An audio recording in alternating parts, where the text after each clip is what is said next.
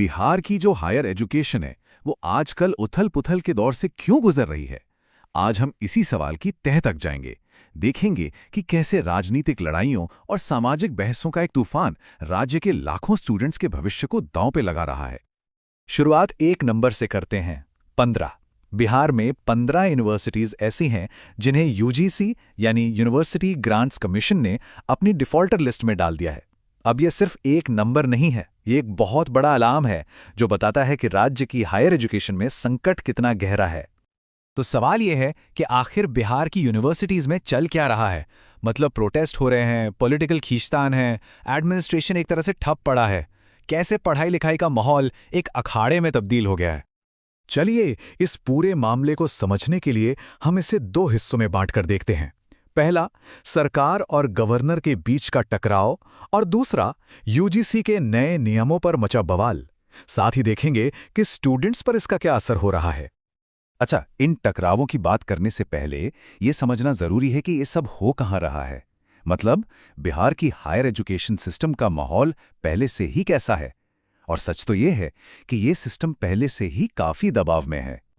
देखिए, एग्जाम और रिजल्ट में देरी ये तो आम बात है।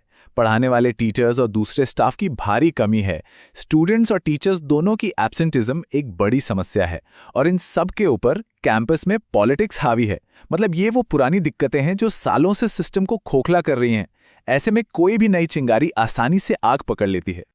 तो पहला और सबसे बड़ा टकराव है राज्य सरकार और गवर्नर के ऑफिस यानी राजभवन के बीच। ये एक तरह की पावर स्ट्रगल है कि यूनिवर्सिटीज को कंट्रोल कौन करेगा, और इस लड़ाई के बीच में पिस रही हैं खुद यूनिवर्सिटीज। अब ये पूरा झगड़ा इस बात पर है कि बॉस कौन है। बिहार का शिक्षा विभाग कहता है कि भाई यूनिवर्सिटीज को पैसा हम देते हैं, ग्रांट हम देते हैं, तो कंट्रोल भी हमारा ही होगा। दूसरी तरफ राजभवन का तर्क है कि कानून के हिसाब से गवर्नर ही चांसलर होते हैं और सारे अधिकार उन्हीं के पास हैं। और ये मामला धीरे धीरे कैसे बढ़ा वो इस टाइमलाइन से साफ हो जाता है। देखिए, जून 2023 में 4 साल के डिग्री कोर्स को लेकर बात शुरू हुई।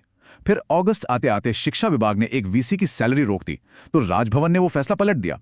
हद तो तब हो गई जब दोनों ने वीसी की नियुक्ति के लिए अलग अलग विज्ञापन निकाल दिए।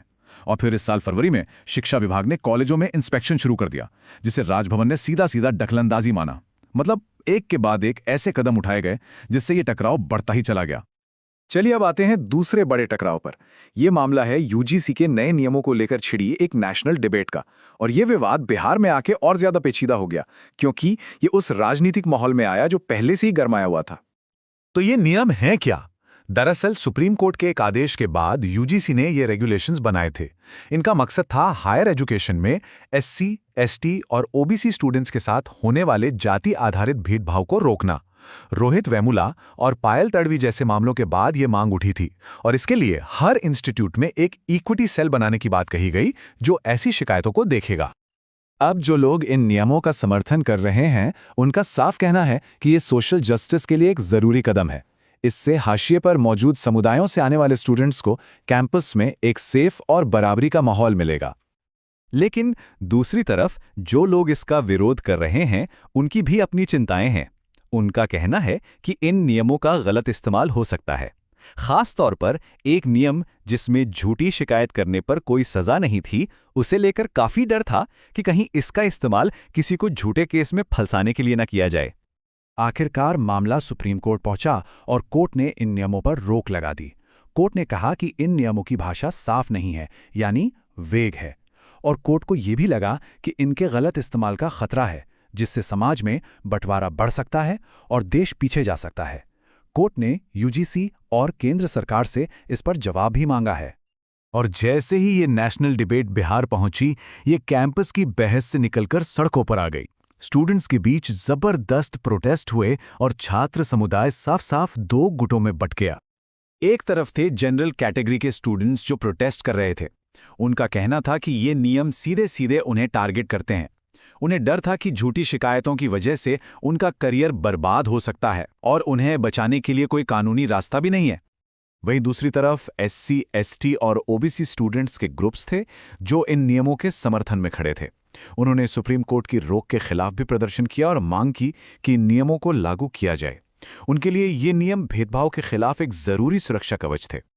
तो आप सोचिए क्या होता है जब ये दोनों संकट एक साथ टकराते हैं। मतलब एक तरफ सरकार और राजभवन की लड़ाई और दूसरी तरफ समाज को बांटने वाली ये बहस। इसका असर क्या होता है?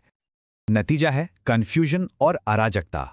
जमीन पर हालात ऐसे हैं कि यूनिवर्सिटीज को समझ ही नहीं आ रहा कि वो किसकी सुने, सरकार की या गवर्नर की।